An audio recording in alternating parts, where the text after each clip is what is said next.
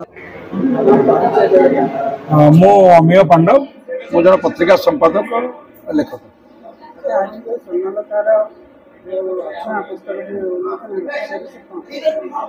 ये सुनलता मल्लिक जो पुस्तक आज उन्मोचित है कविता संकलन अछुआ ये गोटे बहुत बड़ समाज को बाट देखब।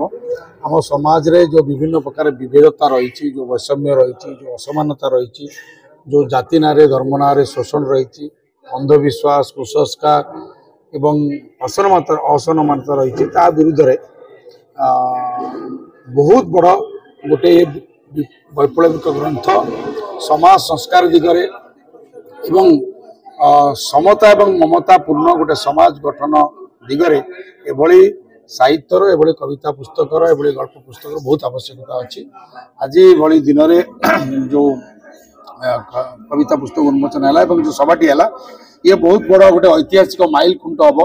आगामी दिन में जो युवा प्रतिभा माने साहित्यर संसार रे प्रवेश कर केमिति समाज प्रेमी हेबे, माटी मनस्क हेबे, मनीष को भल पाइबे एवं सबुरी ऊर्ध्वर मनीष ये कथाटा विचार करेंगे एवं समस्त प्रकार जो संकीर्णता अच्छी मनीष को मनीष ठारू उच्च नीच बड़ छोट देखेबार श्रेष्ठ निकृष्ट देखेबार जो विकृत एवं विभत्स सब व्यवस्था अच्छी से व्यवस्था केमिति भांगिब, समस्ते केमिति साम्य एवं सौम्य से भली गोटे व्यवस्था भितर समस्ते रहिबे ए दिगरे एटा बाट करेब। से दिगरु सोनंकर उद्यम बहुत प्रशंसनीय। आम समस्त शुभेच्छा जनाऊँ आगामी दिन में जो स्वप्न अच्छी से स्वप्न सफल हो एवं केवल गोटे कविता बही रे से अटके न जाई सहस्र सहस्र कविता एवं साहित्य सृष्टि से मनोनिवेश करते एवं समाज रे संस्कार आनिबारे समाज को आहरी सड़ख करिबारे से गोटे बहुत बड़ा भूमिका नियंतु यही आम कामना और शुभेच्छा। अभिराम मल्लिक राज्य संयोजक all Odisha SC ST OBC minority joint action committee.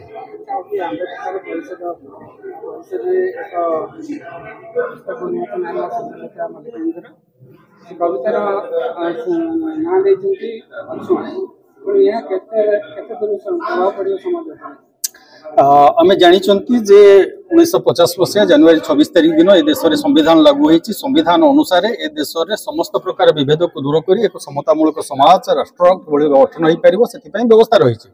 किंतु दीर्घ वर्ष अतिक्रम करने आज दिन में समाज में जाति व्यवस्था अच्छी, वर्ण व्यवस्था अच्छी, छुआ अछुआ अव्यवस्था अच्छी, नारी पुरुष लिंगगत विभेद रही। तो ये समस्त प्रकार विभेद विरुद्ध रे स्वर उत्तोलन करी समस्त प्रकार अव्यवस्था किभली भाव में दूर हो पार, किभली भाव में लोक भितर आत्मप्रत्यय सृष्टि हो पार, किभली भाव में जो संकीर्ण मानसिकता अच्छी प्रकृत मानवर परिचय बहन करी एक समतामूलक राष्ट्र किभली भाव में गठन हो पार, किभली भाव में ईश्वर प्रत्यय न हो आत्मप्रत्यय हो पारे लोक मैंने से समस्त कथा को तुलीभूत करी स्वर्णलता ये कविता ग्रंथ से सामिल करिसेंती एवं 96 पृष्ठार ये कवितार से विभिन्न बिंदु को ऊपर ध्यान देइचंती। प्रथम लोक मानकु व्यक्ति विशेष को निजको जानिबा एवं कौनसी तथाकथित ऐश्वर्य शक्ति उपरे काठपत्थर उपर विश्वास न करिक निज उपर विश्वास करिबा एवं सत निज कर्म उपर विश्वास करिबा एवं भाग्य आधारित समाज व्यवस्था न होई कर्म आधारित समाज व्यवस्था किभली भाव में लागू हो पार, किभली भाव में आमे एक समतामूलक समाज गठन हो पार से ये कवितार से आह्वान देइछंती एवं समस्त विभेद को दूर करी एक प्रज्ञा मैत्री और करुणा रूपक समाज व्यवस्था प्रस्थापन सी एथिरे अनेक प्रकार वार्ता देइछंती एवं मु आशा करुछि जे ये बही जेते समाज रे परिव्याप्त होबो सेते युवा समाज भितर मूलवादिता विरुद्ध रे स्वर उत्तोलन हे से एक समतामूलक समाज गठन बद्धपरिकर हे जहाँफल प्रकृत में संविधान उद्देश्य साधित हो पार। तेणु यही अवसर में स्वर्णलता भविष्य उज्जवल भविष्य कामना करने सहित आशा कर उद्देश्य निश्चित भाव में सफल हो। आगामी दिन में लेखनी मध्यम से सहस्र संख्यार ये भाव में पुस्तक से समाज को भेटिदेवे जहाद्वारा कि समाज तार एक समतामूलक व्यवस्था प्रतिपादन में सहायक हो पार।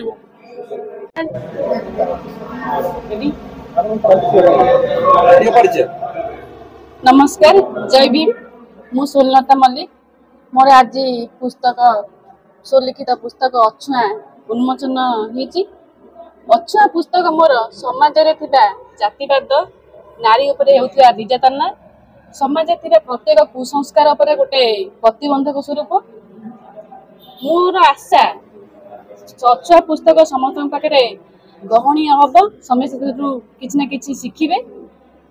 ଅଛୁଆଁ ପୁସ୍ତକ ଲେଖିବାର କାରଣ ଏଇଟା ହେଉଛି ଯେ ମୋ ସମାଜରେ ଥିବା ପ୍ରତ୍ୟେକ ମଣିଷକୁ ଜାଗୃତ କରିବା, ସମାଜର ମୁଖ୍ୟ ସ୍ରୋତରେ ସାମିଲ କରିବା, ସେମାନଙ୍କୁ ଆଗ ଧାଡ଼ିରେ ଆଣିବା। ଯାହା ମୋତେ ଆଜି ସମସ୍ତଙ୍କ ଅତିଥିମାନଙ୍କ ସହଯୋଗରେ ସାଫଲ୍ୟମଣ୍ଡିତ ହେଇଛି, ସେଥିପାଇଁ ମୁଁ ଗର୍ବିତ। ଆଉ ମୋତେ ସହଯୋଗ କରିଥିବା ପ୍ରତ୍ୟେକ ବ୍ୟକ୍ତି, ସେ ଅତିଥି ହୁଅନ୍ତୁ, ସମ୍ମାନିତ ଅତିଥି ହୁଅନ୍ତୁ କିମ୍ବା ଆପଣମାନେ ହୁଅନ୍ତୁ, ମୋତେ ସହଯୋଗ କରିଥିବା ପ୍ରତ୍ୟେକ ମଣିଷଙ୍କୁ ମୁଁ ହୃଦୟରୁ ଅଭିନନ୍ଦନ ଓ ଧନ୍ୟବାଦ ଜଣାଉଛି। ବେଶୀ କିଛି କହିବି ନାହିଁ, ଏତିକି କହିବି ଯେ ଅଛୁଆଁ ପୁସ୍ତକକୁ ସମସ୍ତେ ପଢ଼ନ୍ତୁ ଏବଂ କ'ଣ ସେଥିରେ ଅଛନ୍ତି ସେଟା ଆପଣ ନିଜେ ନିଜେ ପାରିପାରନ୍ତୁ। ଧନ୍ୟବାଦ। ସୁଜାତା ସାହାଣୀ, ଅଧ୍ୟାपिକା, ଇନ୍ଦିରା ଗାନ୍ଧୀ ମହିଳା ମହାବିଦ୍ୟାଳୟ।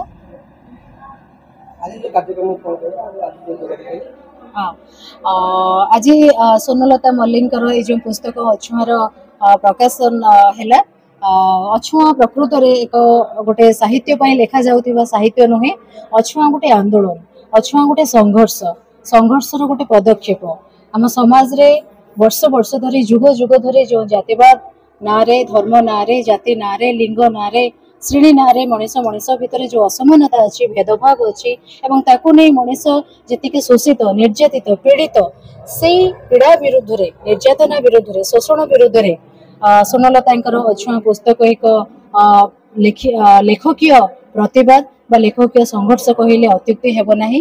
तांकर अछुआ पुस्तक रे से मनीषर ये सब पीड़ा, जातिगत हिंसा, लिंगगत असमानता, धर्म नारे मनीष को शोषण, सांप्रतिक समाज विभिन्न प्रकार जो व्यवस्था आम देखुचे जे आमर युवक मानकर अवस्था, छात्र मानकर अवस्था कौन अच्छी, तो से सब संपर्क रे से लिखिचंती एवं तार से समस्या गुड़िकर कारण माने कहिचंती एवं सेतिर समाधान रास्ता से बाहर करचंती एवं से समाधान रास्ता होची संगठित विप्लव। जदि आमे समस्ते ए भोगुथिबा समस्या बा आमे जो परिस्थिति को सामना करूछु से परिस्थिति बा स्थितावस्था विरुद्ध रे समस्ते संगठित हो संघर्ष न करिबा ताहले एतिरो मुकुणीबार कोनोसी रास्ता नाही। एवं जहाँ हमको डॉक्टर अंबेडकर जहाँ जो रास्ता देखैचंती, फुले पेरियार, बिरसा मुंडा, सावित्रीबाई फुले, एमाने हमको जो रास्ता देखै जाइचंती ताहा ही संघर्षर विप्लवर रास्ता, ताहा ही मुक्तिर रास्ता। नमस्कार, मु प्रज्ञा परमिता मल्लिक। आज ये पुस्तक उन्मोचन दिवस रे मुझे उपस्थित हो निजक धन्य मन करुच्ची। आज मुझे बहीटू आरंभ रू शेष पर्यंत पढ़ी। सान भौणी स्वर्णलता 22 वर्ष बयस गोटे 100 फर्दर बही लिखि गोटे बहुत बड़ आग को इतिहास सृष्टि करने जाऊँगी, जो बही कि प्रत्येक फर्दरे आपण मान को आंदोलित करिबो। प्रत्येक प्रकृतर जदि आपण दलित हेइथिबे, दलित खाली नुह कि छोट जाति दलित, समाज रे जो दलित थांती, उच्च नीच, कोला गोरा रे भेदभाव, हाई कास्ट, हाई क्लास रे जो विभक्त करा हेइची दलित को, यदि से समस्या आपण माने भोगुचंती, आपण माने से बहिर प्रत्येक फर्दरे पाई परिबे। गोटे नीच वर्गर बा गोटे दलित वर्गर लोक केते कष्ट पाए, आज से बही पढ़ी मु बहुत धन्यवाद करुच्ची। सान भौणी स्वर्ण को साधुवाद दउची, एमिति शह शह बही से उद्घाटन करी करू आ हमको सुजोग दउ एही बेपरि सभारे योगदान देबा पई आपण मानको भलिया मीडिया भाई मानको शह धन्यवाद कि गोटे छोट पिलार स्वर को आपण सारा ओडिशा, सारा भारत रे पहुंचे कि जो जो मार्गदर्शक दौरान खाली बड़ बड़ नेता पाखे मीडिया पहुंचेनी, गोटे छोट झील पाखे मीडिया पहुंचे आ से कार्य आप निभाउछन्ती, सेतिपय आपनको शह शह धन्यवाद, साधुवाद।